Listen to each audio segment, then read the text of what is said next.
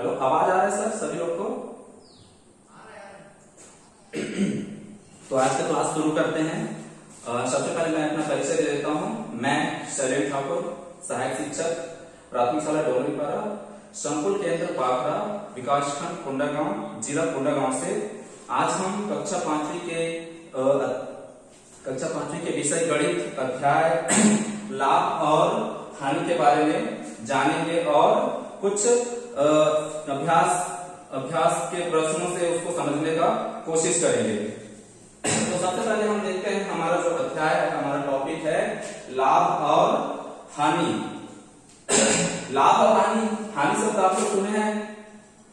Hello, लाभ और हानि शब्द आप लोग सुने हैं? तो सबसे पहले हम देखते हैं लाभ क्या होता है। लाभ मतलब होता है जिसको हम बोलचाल की भाषा में बोलते हैं फायदा, और अंग्रेजी में वो होता है हमारा प्रॉफिट। तो सबसे पहले हम देखते हैं कि लाभ क्या होता है और कैसे होता है। तो इसको हम सामान्य जानकारी से जान लेते हैं। जब कोई एक दुकानदार होता है जो कहीं से सामान खरीदता है, वो थोक विक्रेता से सामान खरीदता है या फिर फैक्ट्री से, जहां से सामान का निर्माण होता है, वहां से खरीदता है सामान, और जब उसको अपने दुकान में बेचने के लिए लाता है तो वो उसमें अपना प्रॉफिट मतलब लाभ निकाल के उसका मूल्य तय करता है। तो हमको लाभ कैसे होता है उसको जानने के लिए हम कैसे करेंगे, हमारा जो विक्रय मूल्य होगा, हमको लाभ जब ज्ञात करने का होगा। विक्रय मूल्य मतलब जिस कीमत पे सामान बेची जाती है वो जब बड़ा होता है क्रय मूल्य से, मतलब जो दुकानदार जो खरीदे रहता है, क्रय के किसी वस्तु को खरीदे रहता है मतलब क्रय किए रहता है, उसका जो मूल्य है वो क्रय मूल्य कहलाता है। और जब हमको लाभ निकालने का रहता है या लाभ ज्ञात करने का होता है, तब हम देखते हैं कि हमारा जब विक्रय मूल्य बड़ा होगा, हमारा विक्रय मूल्य बड़ा होगा क्रय मूल्य से, तब हमको लाभ होगा। तो इस तरह से लाभ का जब सूत्र हम निकालते हैं तो क्या होता है, लाभ का सूत्र विक्रय मूल्य में से हम क्रय मूल्य मतलब बेचे हुए सामान की कीमत में खरीदे हुए सामान की कीमत को जब हम घटा देते हैं तब हमारा लाभ निकलता है। उसी तरह से हम देखते, ये तो हो गया हमारा लाभ। और हानि को हम देखते हैं, हानि कैसे होता है। हानि को हमको ज्ञात करने के लिए या प्रश्न में जो दिया हुआ है हानि हो रहा है कि लाभ हो रहा है, उसको जानने के लिए क्या करते हैं, उसमें जो क्रय मूल्य होता है वो विक्रय मूल्य से बड़ा होता है। ये जो हमारा सिंबल है ये बड़ा का सिंबल है। मतलब हानि को जानने के लिए कैसे करते हैं, जो क्रय मूल्य होता है वो बड़ा होता है हमारा विक्रय मूल्य से। तो इसका जो सूत्र होगा,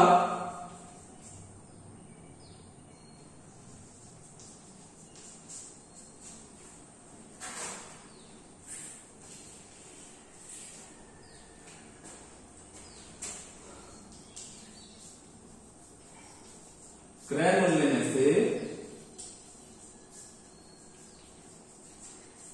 विक्रय मूल्य को जब हम घटाते हैं तब हमारा जो राशि प्राप्त होता है वो हमारा हानि कहलाता है।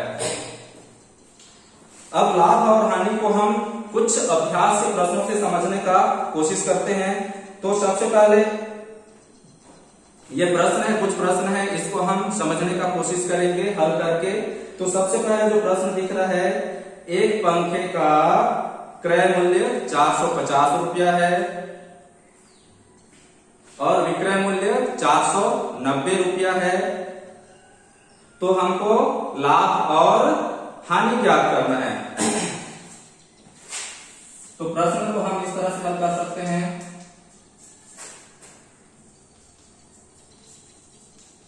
प्रश्न में दिया हुआ है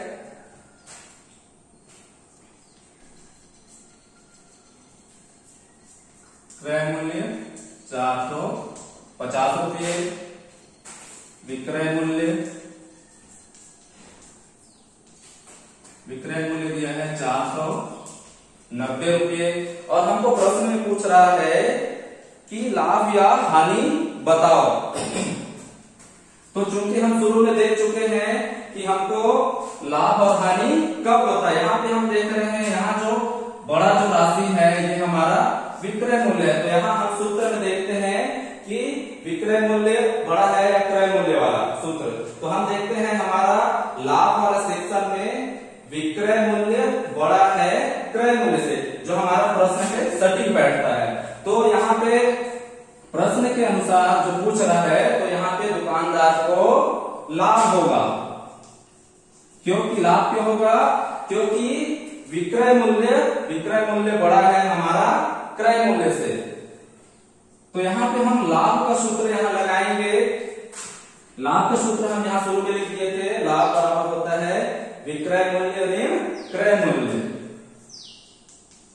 विक्रय मूल्य ऋण क्रय मूल्य। अब यहां देखते हैं हमारा प्रश्न में दिया हुआ है विक्रय मूल्य हमारा 490 रुपया और हमारा क्रय मूल्य दिया हुआ है 450। इस तरह से हम 490 में जब 450 को घटाते हैं तो शून्य में शून्य गया शून्य, 9 में 5 गया 4, 4 में 4 गया 0। तो हमारा प्राप्त होता है 40 रुपये। तो इस तरह से हम देख रहे हैं जब इस प्रश्न को हम हल किए तो हमारे पास जो राशि प्राप्त हो रहा है वो हमारा 40 रुपये है, जो हमारा क्या कहलाता है? लाभ कहलाता है। इस तरह से हम किसी प्रश्न को हल करके लाभ या हानि ज्ञात कर सकते हैं। इसको अब लाभ को हम एक और दूसरे प्रश्न से समझने की कोशिश करते हैं।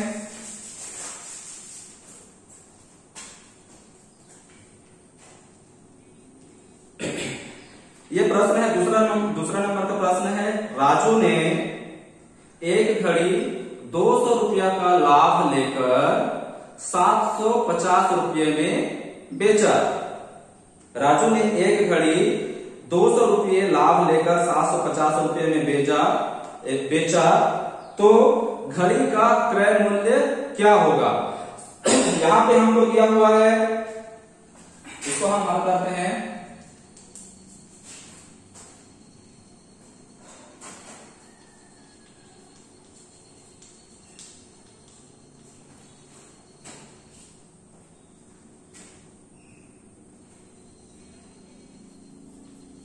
हमारा प्रश्न में लाभ दिया हुआ है, लाभ दिया हुआ है 200। प्रश्न एक बार और सुन लेंगे।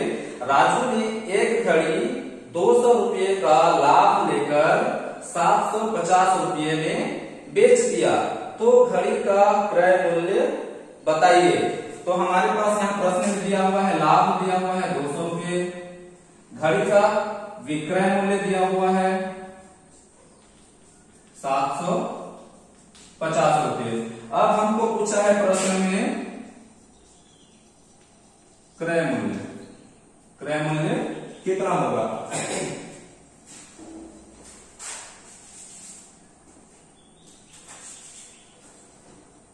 चूंकि हमको प्रश्न में शुरू से ही बता दिया है कि लाभ हो रहा है, तो हम लाभ का सूत्र से ही क्रय मूल्य का सूत्र निकाल लेंगे। हमको पूछा है प्रश्न में क्रय मूल्य पूछा है, तो यहाँ हमारा ये लाभ का सूत्र था, तो यहां से हम क्रय मूल्य निकाल लेंगे।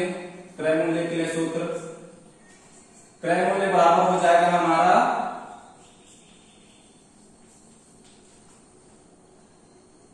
विक्रय मूल्य ऋण लाभ।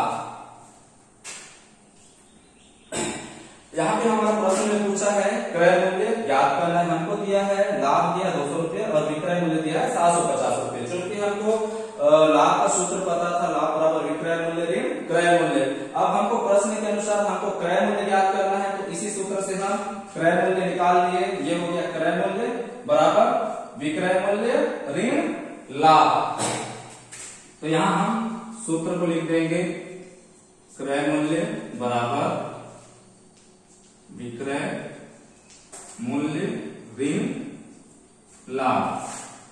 यहां पे हम देखते हैं प्रश्न में हमको दिया हुआ है विक्रय मूल्य दिया हुआ है हमारा 750 दिया हुआ है और लाभ दिया हुआ है हमारा 200 दिया हुआ है। इस तरह से जब हम इसको घटाते हैं तो देखते हैं क्या प्राप्त होता है। 750 में जब 200 रुपये घटाएंगे तो 0 0 0 5 0 5 और 7 में 2 गया तो 5। इस तरह से हम देखते हैं हमारे पास प्राप्त हो रहा है 550 रुपये। ये जो 550 रुपये है ये हमारा जो प्रश्न में पूछा था घड़ी का क्रय मूल्य कितना होगा, तो हमारा घड़ी का क्रय मूल्य 550 रुपये और विक्रय मूल्य था हमारा 750 और लाभ था हमारा 200 रुपये। मतलब उस दुकानदार ने 550 रुपये में उस घड़ी को खरीदा था, 550 रुपये में घड़ी को खरीदा था, उसने 200 रुपये का लाभ लेकर उसको 750 रुपये में बेचा था। ये तो हो गया हमारा लाभ से संबंधित प्रश्न। अब हम देखते हैं हानि कैसे होता है और उसको हम कैसे हल करते हैं। जैसे यहाँ पे एक प्रश्न है, तीसरा नंबर का प्रश्न, दुर्गेश ने एक कंप्यूटर 22,500 रुपये में खरीदा और उसे 21,500 रुपये में बेच दिया, तो लाभ होगा या हानि, उसको हमको बताना है। प्रश्न के अनुसार हम देखते हैं क्या क्या दिया हुआ है। प्रश्न में दिया हुआ है दुर्गेश ने कंप्यूटर को खरीदा 22,500 में, मतलब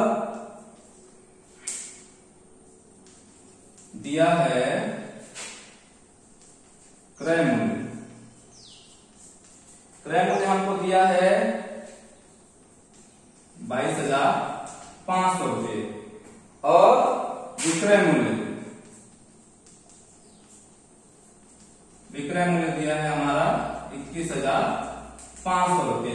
अब हम देखते हैं कि यहाँ पे कौन सा बड़ा राशि है। यहाँ पे हम देख रहे हैं कि बड़ा राशि हमारा क्रय मूल्य है। अब देखते हैं कि क्रय मूल्य अगर बड़ा होता है तो क्या होता है। क्रय मूल्य जब बड़ा होता है हमारा, क्रय मूल्य जब बड़ा होता है विक्रय मूल्य से, तब हमको हानि होता है। तो यहां पे हम क्या करेंगे, हानि का सूत्र लगाएंगे।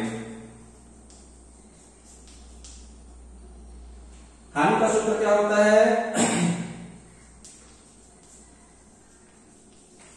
क्रय मूल्य ऋण विक्रय मूल्य।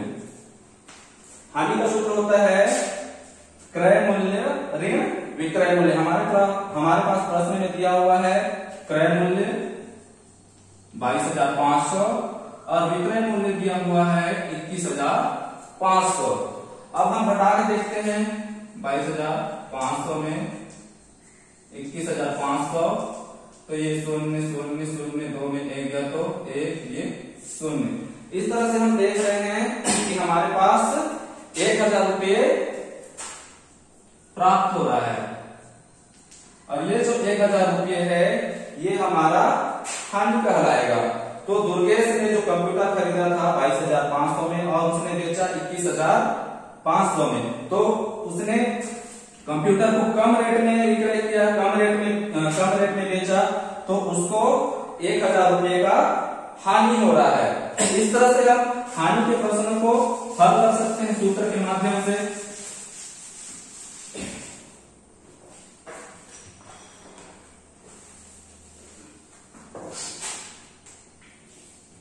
ये तो था लाभ और हानि से संबंधित प्रश्न। अब हम गृह कार्य के लिए आपको एक छोटा सा प्रश्न देते हैं। किसी वस्तु को जब हम खरीदते हैं, किसी चीज को खरीदते हैं, तो वह मूल्य क्या कहलाता है। जैसे हम गणित की भाषा में आया हुआ था कुछ शब्द क्रय मूल्य विक्रय मूल्य। विक्रय जिसको हम बेचते हैं वो हमारा विक्रय कहलाता है और जिसको हम खरीदते हैं वो हमारा क्रय कहलाता है। तो हमारा प्रश्न है कि किसी वस्तु को जब हम खरीदते हैं तो वह मूल्य क्या मूल्य कहलाता है। ये हमारा आज आप लोग के लिए ये जो क्लास था उसके लिए छोटा सा प्रश्न है। इस तरह से आज की कक्षा हम यहीं पे समाप्त करते हैं। कक्षा में जुड़ने के लिए आप सभी लोग का बहुत बहुत धन्यवाद।